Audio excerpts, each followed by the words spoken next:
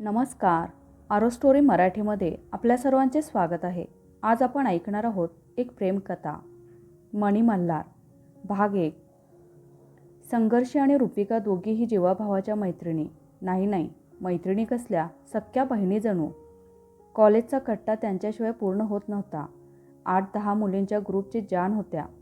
नाटक, cinema, cafe, समुद्रकिनारी फिरणे, पावसाळ्यात स्वच्छंद हिरवाईत बागडणे, मनसोक्त आयुष्य जगणे हा त्यांचा छंद होता. ह्या ग्रुपची एक खास वैशिष्ट्य म्हणजे सर्व मुलींचं एक टोपण नाव ठरलेलं होतं. प्रत्येकीच्या स्वभाव व आवडीनुसार त्यांनी ते नाव स्वीकारलं होतं. रुपिकाला मांजर खूप आवडायच्या. कधीकधी तर रस्त्यावरून जाताना कोणतीही मांजर तिच्या पायात येऊन घुटमळायची.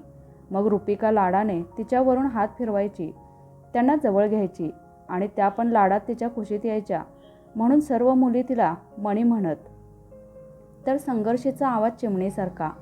ती अभ्यासात हुशार असल्यामुळे आणि कधीकधी ग्रुपमध्ये एखाद्या विषयावर न थांबता बोलायची. कुणालाही बोलू द्यायची नाही. सारखी चिवचिव करायची म्हणून तिला सर्व मुली चिव म्हणायचे. दोघीही ज्युनियर कॉलेजपासूनच्या मैत्रिणी. दोघींच्याही आवडीनिवडी सारख्याच. प्रत्येक गोष्ट शेअरिंग करायच्या. ग्रुपमधल्या मैत्रिणी मस्करी करत म्हणायच्या, दोघींचं प्रेम जर एकाच मुलावर जडलं तर जमल तुमचं? चिव जास्त भावनिक आणि हुशार असल्यामुळे गप्प राहायची. शक्यतो उत्तर द्यायला टाळायची. पण मणी मात्र सर्वांना हसत उत्तर द्यायची. हो, जसं ज्ञान शेअरिंग केल्यानं वाढतं तसं प्रेम पण वाढतं. चिव बौद्ध परंपरेत वाढलेली. तिचे वडील त्यांच्या परिसरातल्या बुद्धविहाराच्या अध्यक्ष आणि राजकारणात नुकते पाऊल ठेवलेले नामांकित व्यक्तिमत्व होते. त्यामुळे बुद्ध, महात्मा फुले, सावित्रीबाई, डॉक्टर बाबासाहेब आंबेडकर ह्या महामानवाच्या ग्रंथसंपदेतील बरीच पुस्तकं तिने मोकळ्या वेळेत वाचलेली असल्यामुळे ती त्यांच्या आधुनिक विचारांचा वारसा जपणारी होती.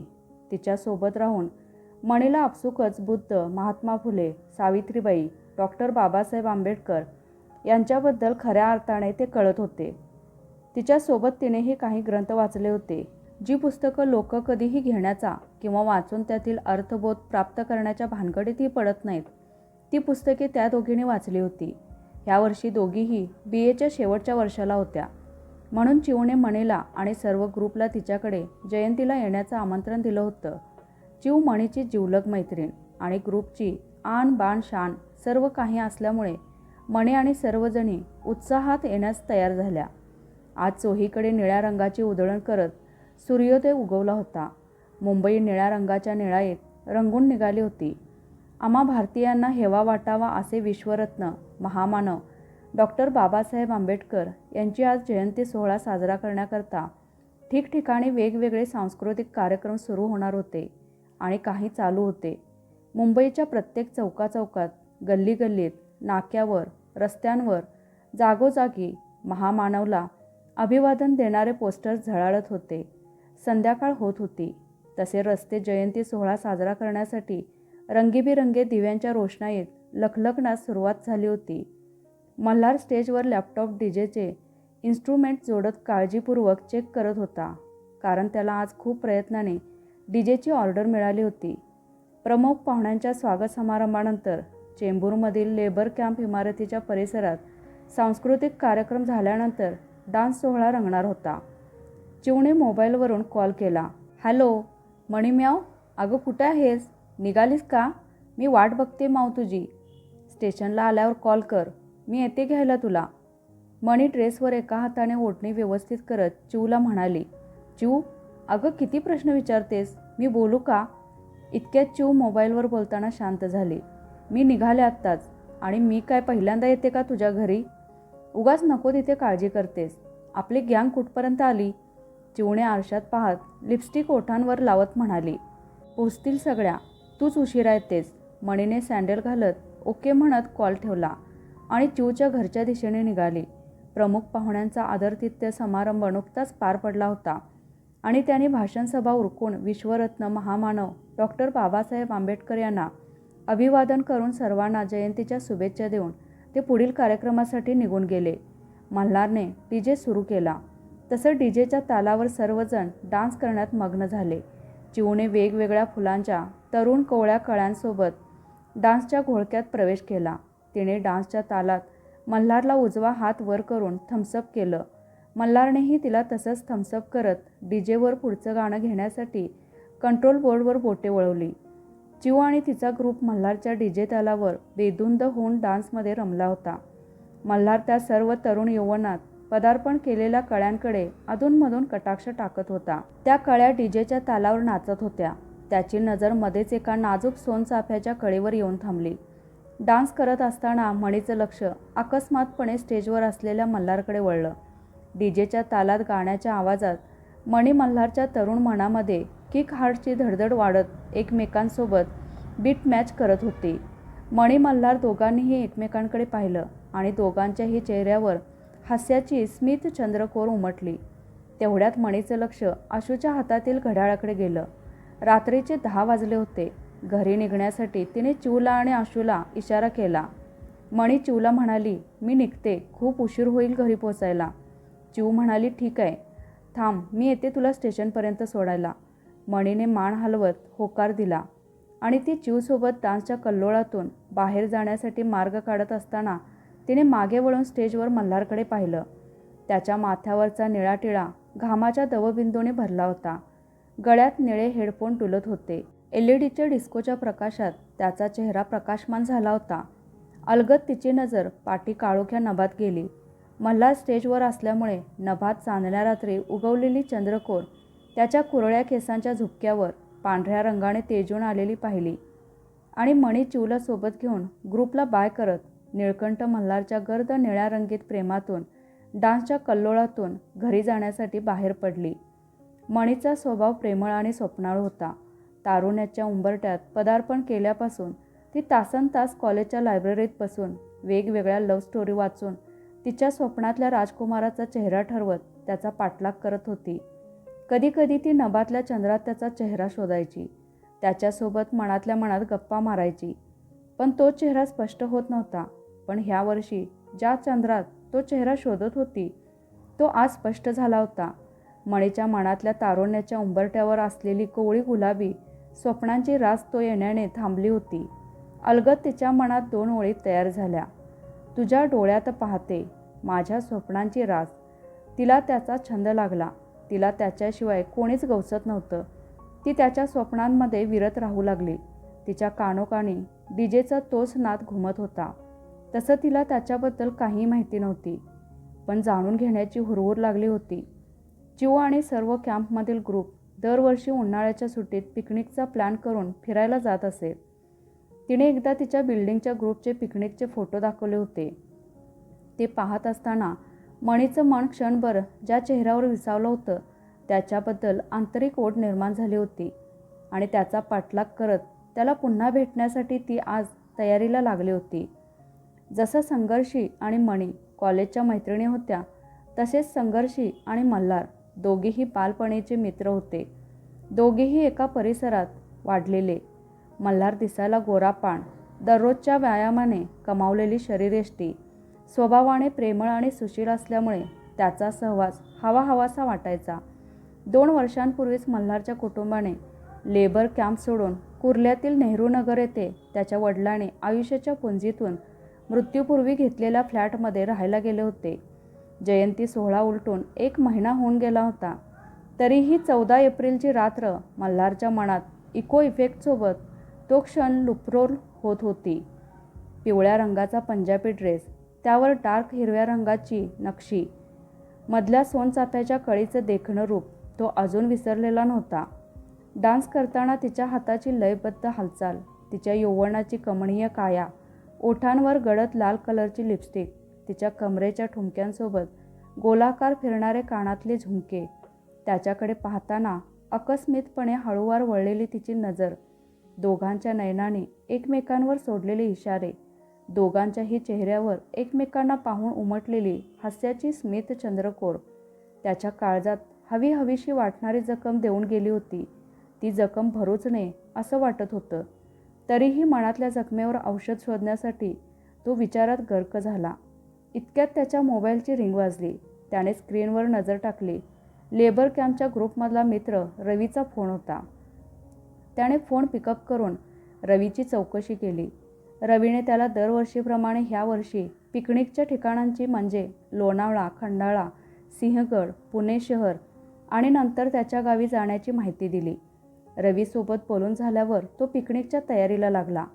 आज सकाळी कॅम्पमध्ये सामानाच्या आवरावर करत मल्हार आणि चिऊच्या मित्रमैत्रिणींची गडबड चालू होती. सकाळचे 7:30 वाजले होते. ट्रॅव्हल्स अजून आली नव्हती. 20 जणांच्या 3-4 दिवसांसाठी लागणाऱ्या सर्व वस्तू मल्हार चेक करत होता. तितक्यात बुक केलेली ट्रॅव्हल्स हॉर्न वाजवत रवी आत घेऊन आला. चिऊने मोबाईलवरून कॉल केला. मणी म्याव, अगं कुठे आहेस? किती वेळ? मणी घाईत चिऊला म्हणाली, अगं आले. चिऊने समोर मणीला पाहिलं. मल्हार गाडीत सामान चढवत होता. इतक्यात त्याची नजर चिऊसोबत असलेल्या मणीकडे वळली. दोघांची नजरानजर झाली. मल्हारला पाहून मणीची कळी मनातून फुलली. त्याला पाहून ती अवकळ झाली. सामान चढवून सर्वजण गाडीत चढले. घरच्यांचा निरोप घेत गाडीने पुढच्या प्रवासाला सुरुवात केली. चिऊने सर्व ग्रुपसोबत मणीची ओळख करून दिली. मल्हारच्या हृदयातल्या जखमेचं औषध त्याच्या समोर होतं. तिच्या बोलण्याने त्या जखमेवर हळूवार फुंकर पडत होती. मुंबईच्या रस्त्यांचे खड्डे, ट्रॅफिकमधून मार्ग काढत गाडीच्या आणि गाण्यांच्या मैफिलीसोबत मणी मल्हार एकमेकांच्या प्रेमात एकमेकांना नजरकैद करत वेग घेत होते. 3 दिवसांच्या सहवासाच्या गंधात मणी मल्हार 2 हृदयाच्या रेशीम गाठी बांधल्या जात होत्या आणि त्याचा गंध ग्रुपमध्ये हळूहळू दरवळत होता. 3ऱ्या दिवशी ट्रॅव्हलर जेजुरी गडाच्या पायथ्याशी रवीच्या गावी आली. सर्व ग्रुप गड चढून सोन्याची जेजुरी गडावर पोचला. गडावर पोचल्यावर देवदर्शनासाठी सर्वजण देवाच्या गाभारात आले आणि हात जोडून वंदन करू लागले. पण मल्हार आणि चिऊ दोघेही आत येऊन परतले. दोघेही बाहेर येऊन सेल्फी काढण्यात मग्न होते. हे मणीने हेरले. देवदर्शनानंतर सर्वजण गड फिरण्यात आणि सेल्फी फोटो काढण्यात गुंतले. मल्हारने मणीला नजरेने खुणावलं.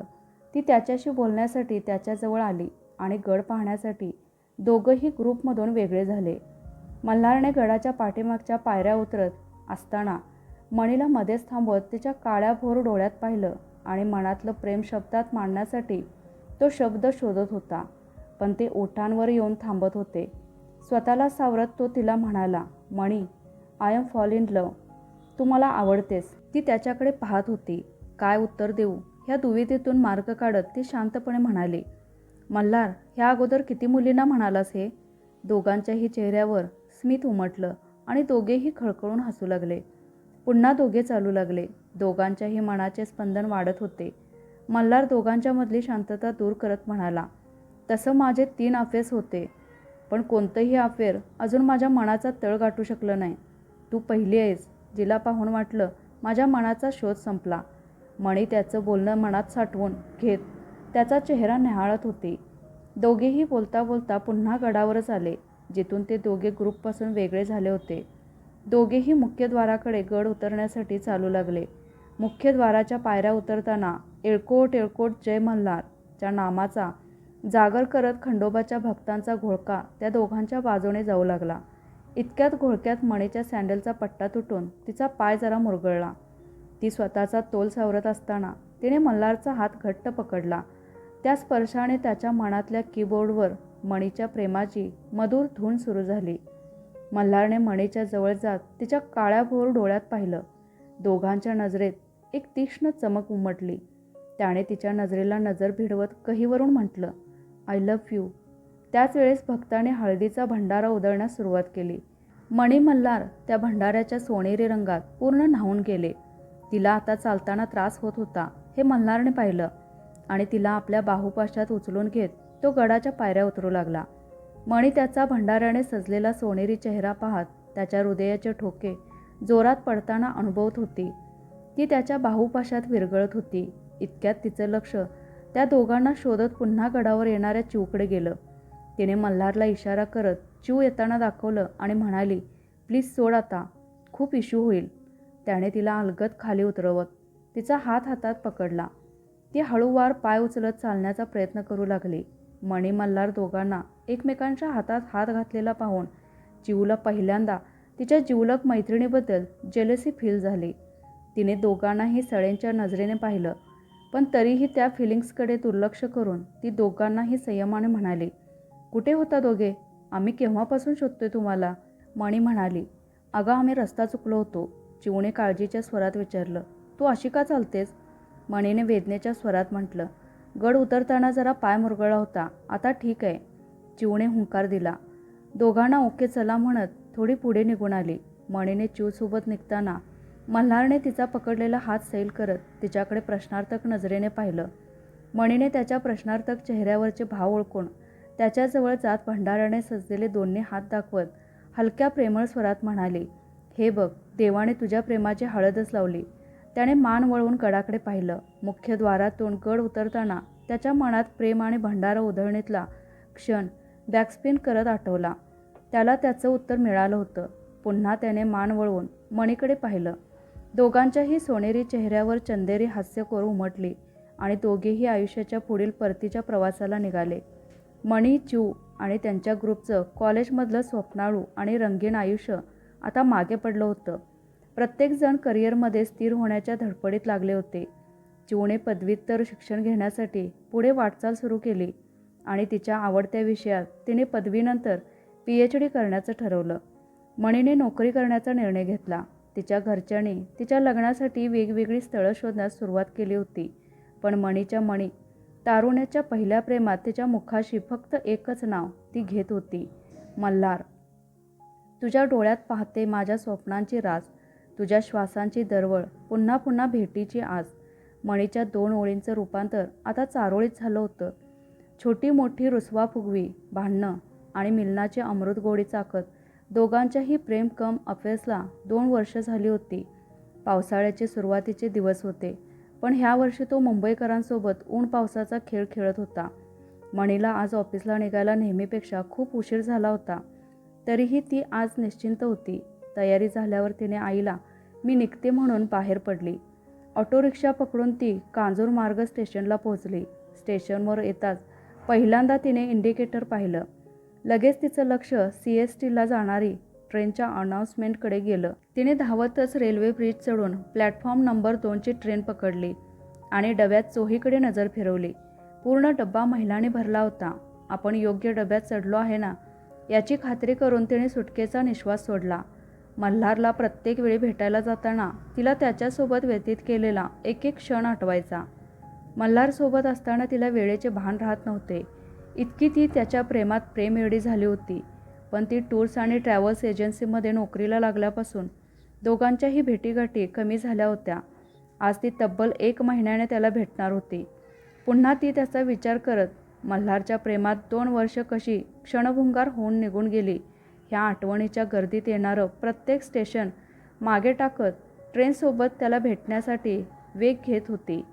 मल्हार 1-1.5 तास झालं मणीची वाट पाहत CST स्टेशनवर उभा होता. उतरणाऱ्या प्रत्येक ट्रेनच्या गर्दीमध्ये तो तिला शोधत होता. इतक्यात लेडीज स्पेशल ट्रेन वेग कमी करत प्लॅटफॉर्म नंबर 3वर येऊन थांबली. वेगवेगळ्या सुंदर रंगीत फुलांचा आणि कळ्यांचा एकत्र वर्षाव व्हावा तसं त्यामधली गर्दी त्याच्या चोहूबाजूने जाऊ लागली. सर्व सुंदर रंगीत फुलं आणि कळ्यांचं सौंदर्य डोळ्यात भरत त्यांची आपापल्या ऑफिस, कॉलेज, काम, नोकरीचं ठिकाण गाठण्यासाठी चाललेली धावपळ तो पाहत होता. गर्दीतून मार्ग काढत अवचित ती त्याच्यासमोर उभी राहिली. सोनचाफ्याच्या कळीसारखं तिचं नाजूक गोजिरं रूप पाहून किंचित तो हरवून गेला. दोघांनी एकमेकांचा हात हातात घेत चालत CST स्टेशनच्या गर्दीतून बाहेर आले. चालता चालता गप्पा करत मरीन ड्राईव्हला आले. उधाणलेल्या समुद्राकडे पाहत बसले. किनाऱ्यावर येणाऱ्या प्रत्येक लाटेकडे पाहत असताना मणीने मल्हारला म्हटलं, एक विचारू? त्याने तिच्याकडे पाहत होकार दिला. तिने विचारलं, प्रत्येक वेळी तू देवाच्या गाभाऱ्यापर्यंत येतोस आणि परततोस? त्याने तिच्याकडे गहिऱ्या खोल डोळ्यात पाहून उत्तर दिलं, तुझी त्या दगडावर श्रद्धा आहे, माझी माणसावर. मी दगडाच्या देवापेक्षा माणुसकीला देव मानतो आणि माझी श्रद्धा तुझ्या प्रेमावर आहे. तुझं माझ्यावरचं प्रेम हेच माझ्यासाठी मी देव समजतो. त्याच्या शब्दात खोल अर्थ दडलाय याची जाणीव तिला झाली. उधाणलेल्या समुद्रावरून जिवलग मैत्रीण चिवच्या आठवणींची लाट येऊन तिला धडकली. तिने एकदा हाच प्रश्न तिला विचारला होता आणि तिनेही हेच उत्तर देत, माझी श्रद्धा तुझ्या मैत्रीवर आहे. पण ह्याच्या तर्कवितर्कात न अडकता आठवणींची लाट पुन्हा परत खोल मनाच्या तळाशी गेली आणि येणाऱ्या वाऱ्याच्या सुसाट स्पर्शाने ती त्याला बिलगली. मल्हारने विचारलं, तू सांगितलंस आपल्याबद्दल घरच्यांना? तिने त्याच्या खांद्यावर नाजूक बोटांची रेष आखत म्हटलं. नाही अजून. त्याने तिला आपल्या नजरेसमोर आणत म्हणाला, प्लीज वेळेत सांग, नाहीतर पुढे. इतक्यात तिने त्याच्या ओठांवर हात ठेवत त्याचं बोलणं थांबवून पुन्हा त्याच्या मिठीत बिलगत त्याच्याकडे पाहत म्हटलं, गप्प बस. एकतर महिन्याने भेटतोस. प्रत्येक वेळी तुझं आपलं तेच. सांगेन मी, पण मला आता भूक लागली आहे. तो तिच्याकडे प्रश्नार्थक पाहत होता. त्याला उत्तर देण्यासाठी तिच्याकडे काही शब्द सुचेनात. ढगाळलेलं वातावरण, पण पाऊस बरसत नव्हता. फक्त सोसाट्याचा वारा सुटला होता. दोघांनी सोबत लंच केला आणि मल्हार मणीला घेऊन त्याच्या घरी आला. तिने त्याच्या मम्मीबद्दल विचारलं. त्याने फ्रीजमधून पाण्याची बॉटल तिच्या हातात देत म्हणाला, मावशी आजारी आहे. ती तिला पाहायला गेली आहे. येईल इतक्यात. मणी तिच्या भविष्यातील घराचा वेध घेत होती. मल्हारने विचारलं, तुझ्यासाठी कॉफी करू? तिने हुंकार देत फिरत मल्हारच्या रूममध्ये आली. बेडच्या आजूबाजूला मल्हारचे कपडे इतरत्र विखुरलेले होते. बेडच्या समोर भिंतीवर सम्राट अशोक युद्धात विजयी झाल्यानंतर त्याचा परिणाम पाहून बुद्धांच्या चरणी नतमस्तक होऊन वंदन करत असल्याची युद्धाच्या विविध रंगात रंगलेली पेंटिंग व त्याच्या खाली लिहिलं होतं, निसंदेह बुद्ध हा जगाचा प्रकाश आहे. बेडच्या डाव्या बाजूला बुक शेल्फ, त्यात बाबासाहेबांच्या भाषणाचे खंड आणि बौद्ध धर्मावरील वेगवेगळी पुस्तकं. उजव्या बाजूला भिंतीवर क्लासिकल गिटार अडकवले होते. त्याच्या खाली इलेक्ट्रॉनिक म्युझिक कीबोर्ड. त्याच्याच बाजूला डेस्कवर पर्सनल कॅम्प्युटरच्या बाजूला बाबासाहेबांच्या ब्लॅक अँड व्हाईट फोटोची छोटीशी फ्रेम. दुसऱ्या बाजूला रेड पेन होल्डर कप. बाजूला लॅपटॉपवर ब्लॅक कलरची डायरी होती. रूम न्याहाळत असताना तिचं लक्ष लॅपटॉपवर असलेल्या ब्लॅक कलरच्या डायरीवर गेलं. ती हातात घेत तिने पहिलं पान उघडलं. निळ्या स्केच पेनने मोठं नाव लिहिलं होतं, मणी मल्हार. त्याला पिवळ्या रंगाची बॉर्डर आखली होती. डायरीची पानं जसजशी ती उघडत होती तसं तिला दोघांची पहिली भेट, छोटी मोठी रुसवा फुगवी, ह्याच प्रत्येक बारीक सारीक टिपणं वाचत असताना वेळ जशी तिच्यासाठी थांबली होती. तिने मल्हारचं मन तिच्या प्रेमाने भरलेल्या डायरीचं पुढचं पान उघडलं आणि कविता वाचू लागली. तुझ्यासाठी वेचले क्षण मी प्रीतीचे, उधळून ते रंग सारे प्रेमाने भरलेल्या प्रीतीचे. गुंतू दे श्वासात श्वास, बहरू दे वृक्ष आपल्या प्रीतीचे. दरवळू दे सुगंध तुझ्या माझ्या प्रीतीचे. फॉर माय लव्ह, मनी. कविता वाचत असताना तिच्या मनात काही शब्द उमलले. ते पुढे लिहिण्यासाठी तिने डेस्कवर पेन होल्डर कपमधून पेन उचलला आणि ती कविता पूर्ण केली. पाहुणी चंद्रकोर प्रीतीची, मणी तुझ्याच प्रीतीची. राहिलास तासनतास उभा वाट पाहत तुझ्या प्रीतीची. क्षमा कर साधना चुकी तुझ्या प्रीतीची. दे हातात हात, गाणे गाऊ तुझ्या माझ्या प्रीतीची. घे मिठीत राजसा, स्वर जुळू दे तुझ्या माझ्या प्रीतीचे. फक्त तुझीच मणी. इतक्यात मल्हार ट्रेमध्ये कॉफीचे 2 कप घेऊन आत आला. त्याने तिने लिहिलेले शब्द वाचले. ट्रे डेस्कवर ठेवत त्याने तिला मिठीत घेतलं. तिच्या माथ्यावर ओठ ठेवत फोरहेड किस करताना त्याचं लक्ष सकाळपासून तिने लावलेल्या 2 भुवयांमधील पांढऱ्या रंगाच्या चंद्रकोर टिकलीकडे गेलं. तिच्या हातातला पेन घेत पांढऱ्या रंगाची चंद्रकोरीच्या खाली त्याने दिलचा आकार काढला. त्याने काढलेलं दिल पाहण्यासाठी तिने तिच्या मोबाईलमध्ये दोघांचा सेल्फी घेतला. मंद काळ्या ढगाळलेल्या ढगांतून पावसाच्या सरी बरसू लागल्या. जणू त्या अवनीला अंबरातून बरसणाऱ्या मल्हारवर प्रेम उधळण्यासाठी खुणावत होत्या. खिडकीमधून थंड ताजी हवा त्यांच्या शरीराला स्पर्श करून आतले वातावरण सुगंधित करत होती. मणीने मल्हारच्या मनातील सावळे भाव ओळखले. त्याच्या डोळ्यात निळ्या छटा अवतरल्या होत्या. मल्हारने पुन्हा फोरहेड किस केलं. मणीचा चेहरा लाज आणि शरमेने एकदम गुलाबी झाला. ते दोघेही काही क्षण एकमेकांकडे बघत होते.